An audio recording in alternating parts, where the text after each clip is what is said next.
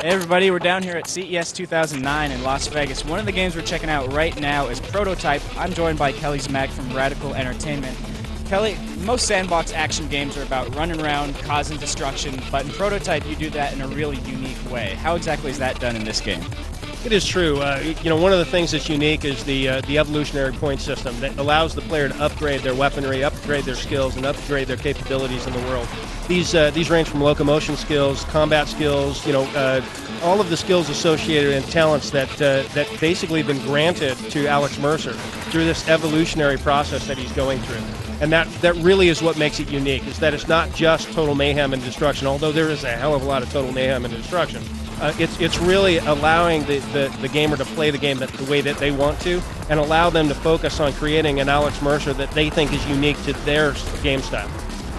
Now tell us about Alex Mercer. What's the story with him? Guy wakes up on a morgue slab, doesn't know where he is, doesn't know who he is, doesn't know anything about his past. But now he's learning very quickly. He has these very unique abilities.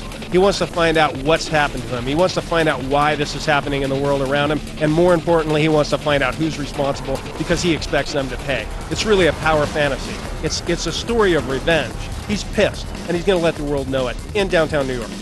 How does that revenge play out over the course of the story? Who is he fighting? What's going on? It's obviously in New York, so there's a lot of potential for mayhem. Is he just going after random people, or does he have his eyes fixed on someone?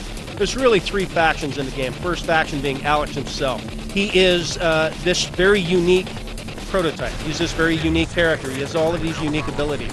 The other two factions are the infected. The infected, for some reason, are being driven or motivated either to destroy him or capture him. He's not quite sure. But every time he interacts with them, they seem to grow stronger. They seem to grow more capable. They seem to take on more of his type of characteristics. And then there's the military and the Black Watch. The Black Watch have been specifically trained for this type of scenario. Implication being, it's not the first time they've done this.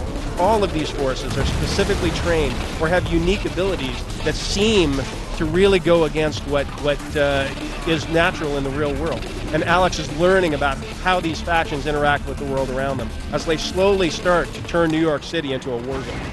Let's talk about Alex's abilities. He's got stuff growing out of his arms. He can run up buildings. He can fly and glide, it looks like. He has a lot of abilities that become available throughout the course of the game. One of the early abilities is obviously the claws. He's able to defend himself or attack with great ferocity. From the very beginning of the game, you have the ability to jump, you have the ability to parkour over environments in a very free, fluid motion way.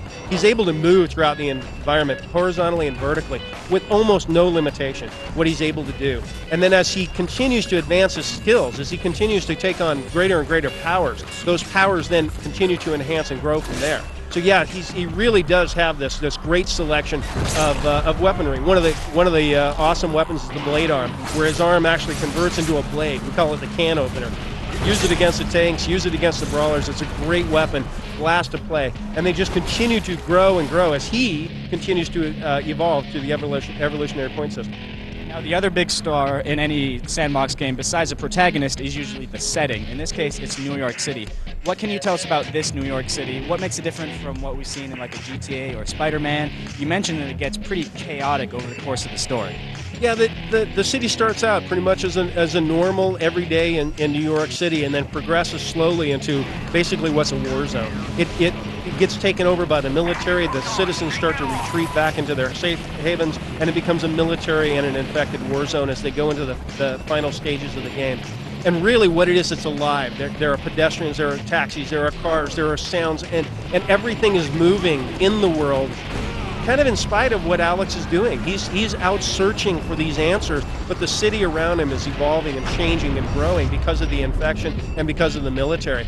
Sounds good. When should we expect to see it in stores, and what systems should we see it on?